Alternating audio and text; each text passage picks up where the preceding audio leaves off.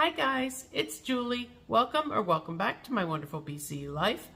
I'm back today with a bit of a shopping haul, also a bit of a vlog about something that's been happening here in my family. Well, not right in my house, but in my family regardless. And also a little product review that I thought I would share. I'll start off with the vlog aspect of it. I had some shocking news yesterday. I got a call from my sister Pam back in Ontario telling me that my nephew Mark had passed away tragically. I won't go into the details of exactly, well, I really don't even know the details exactly, but what little I do know, I can't really go into, but I will say that it appears from what I'm hearing to have been mental health related, which there seems to be so much of that going on these days. Honestly, it breaks my heart, With Mark and his sister Valerie, they were the children of my brother David, who passed away in 1992 from leukemia.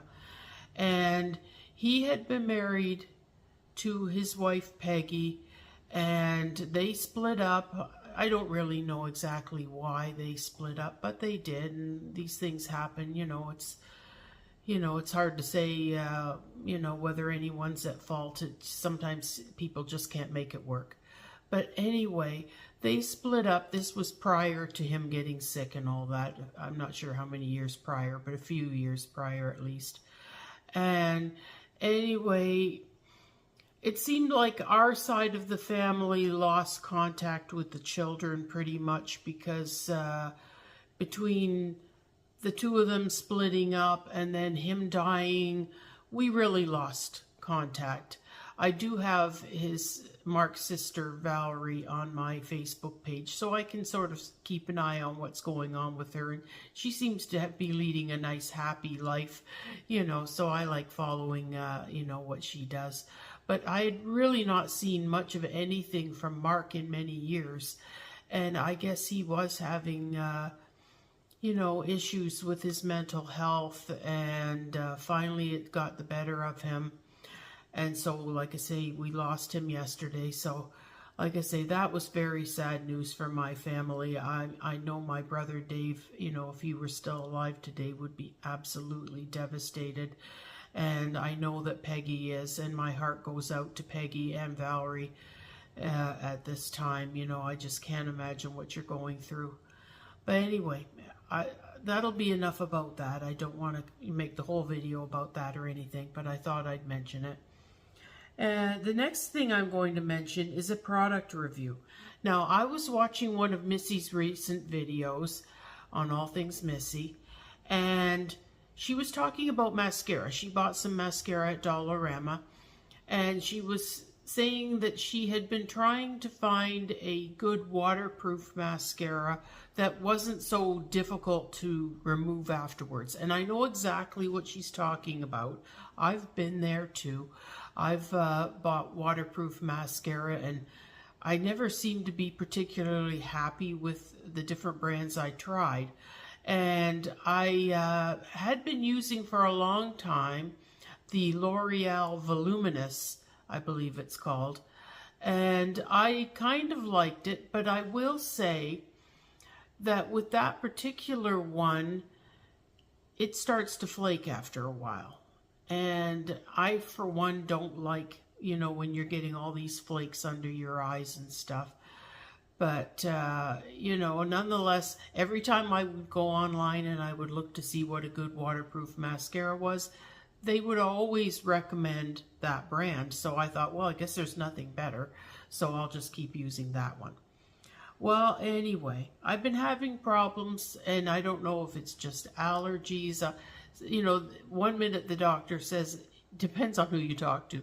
1 minute you talk to one eye doctor and they're like, oh, well, you've got an infection in your eyes. And then they're going, no, it's actually, it's allergies.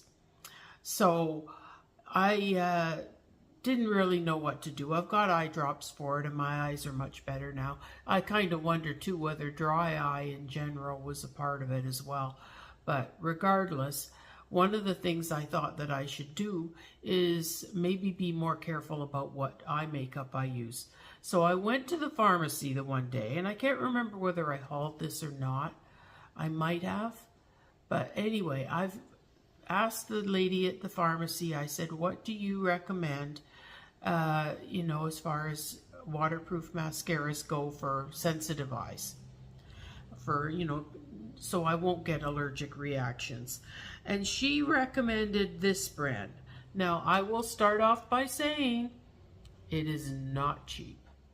You're talking $28 for one thing of mascara, which I have never paid anywhere near that much for mascara in my entire life. I don't think I'd ever even paid as much as $10, because I would always either go to Walmart where it was cheaper, or I would look for a sale. I just never spent a lot. But it was $28, and when the lady recommended it, I thought, well, I'm going to have to suck it up, and I'm going to have to pay the $28 and see if it helps. So I did. And this is the brand here. I don't know how well I can show it. Whether that'll come in. There we go. That is the brand right there that she recommended. And like I say, $28 for a tube. But this is my opinion on it, having used it for a little while now. I do find that it washes off easier than what I had been using before. The voluminous, you always had to sort of scrub your eyes, and I mean, that probably doesn't help when I already had irritated eyes to begin with. So anyway, I find that this really doesn't seem to come off too bad.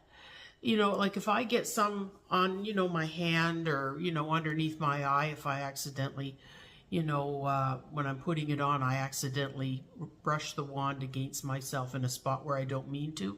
All I have to do is just take a little bit of soap. A little bit of soap will take it right off.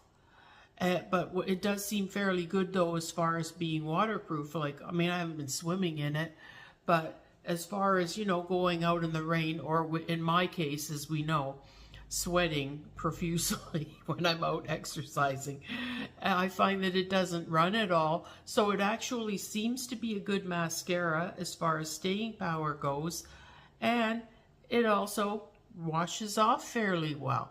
So if you can suck up the $28 and just pay that for it, it does seem to be a good product.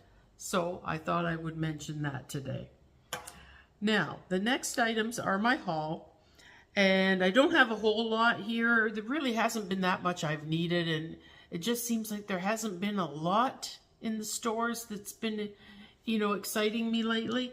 But I did see some stuff, and I'll start off with some freezer bags for $1.25.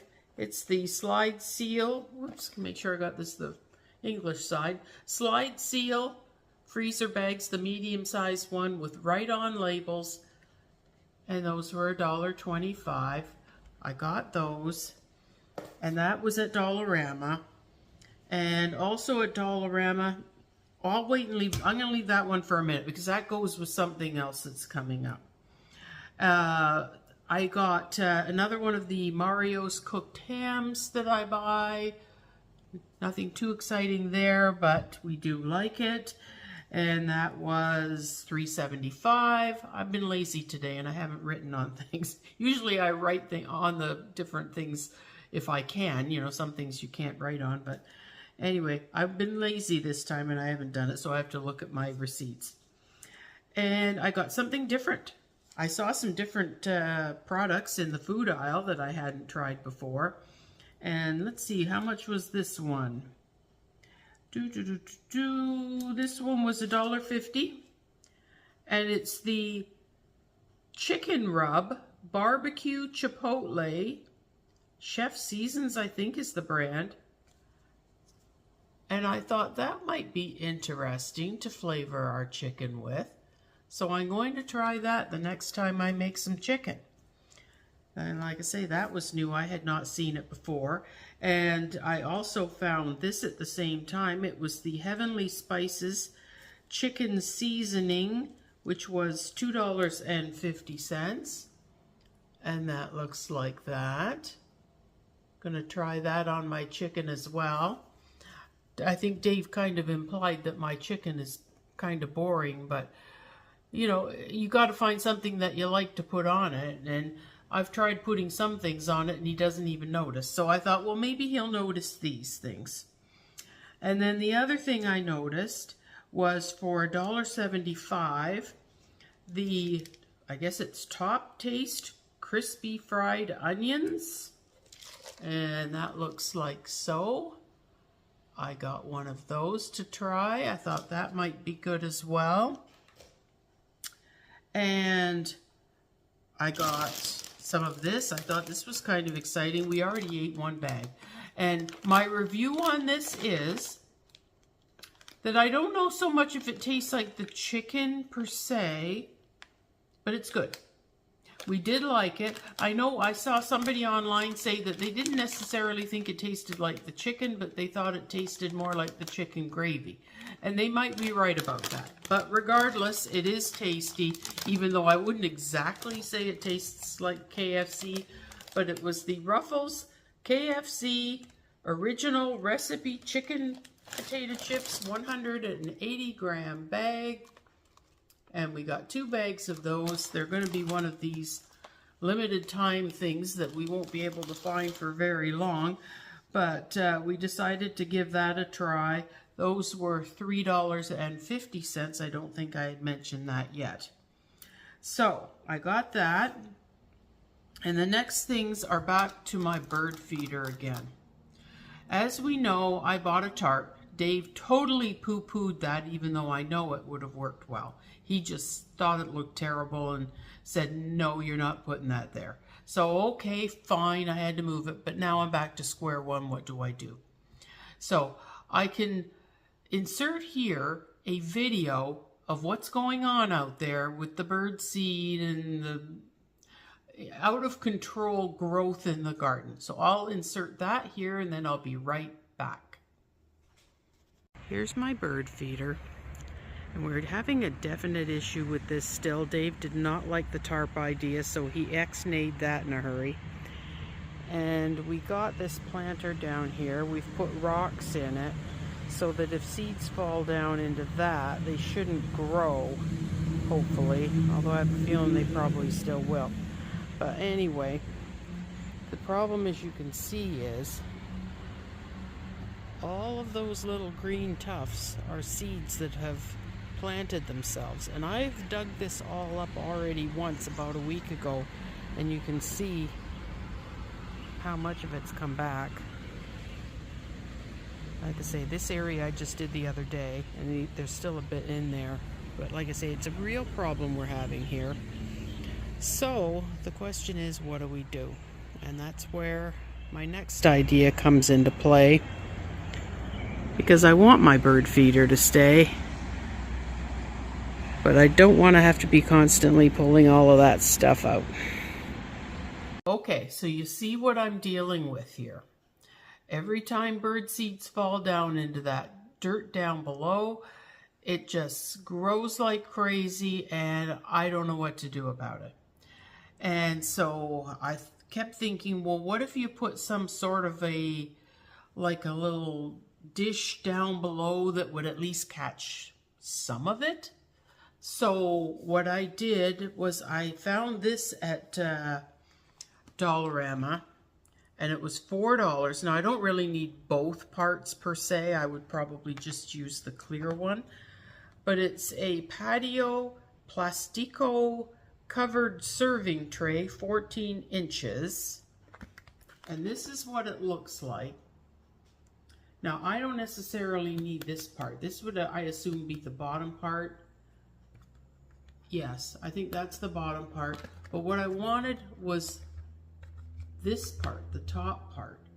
And what I want to do is get the screwdriver or the drill out and drill some holes around the outside edge of this. And then I'm going to use these. It's the Duramax Pro stretch cords, 20 mini cords for $3.75. And we all know what these little cords are. You know, we've all seen them with the little hooks on the ends there. My idea is to, like I said, drill holes in the top part of this and then put those things through, the little loops through, and put it on the bird feeder, have the little hooks grab onto the bird feeder at the top. I've seen something similar on Amazon. So it was a lot more money to buy it that way, but I thought I'm going to try and just make that same sort of thing myself. So anyway, hopefully if I put this hanging on some of these down underneath the bird feeder, then at least hopefully some of the bird seed when it falls down will fall into the tray. I don't know how well this comes, how easily this comes off. Let's see. There's got to be a way. There we go. Had a little bit of tape on there. But anyway, if I have that, like I say, down hanging, it won't be obvious because it's not an obvious color. It'll just hang down, and hopefully the bird seed will fall in here, at least some of it, and save me from having to constantly be hoeing that garden, because frankly I've got better things to do. I do not like having to hoe the garden constantly. So that's my Dollarama stuff. Now the only thing I've got from Dollar Tree, and I bought 3 of these, and I think they were $1.50. I'm pretty sure they were. And they're these little solar lights. I don't think I hauled these yet. If I did, I apologize. But anyway, I've got 3 of these, and I've got 1 each in the back planters on the back deck, and I'm going to put this one out the front. And I don't know, let's see, will that show it lit up? Probably not. Oh, and I don't know if I got the whole thing. Well, anyways, there we go. You can see that it's lit up. So there, I got 3 of those, $1.50 each, and they actually look pretty nice. They're actually reasonably bright for an inexpensive solar light.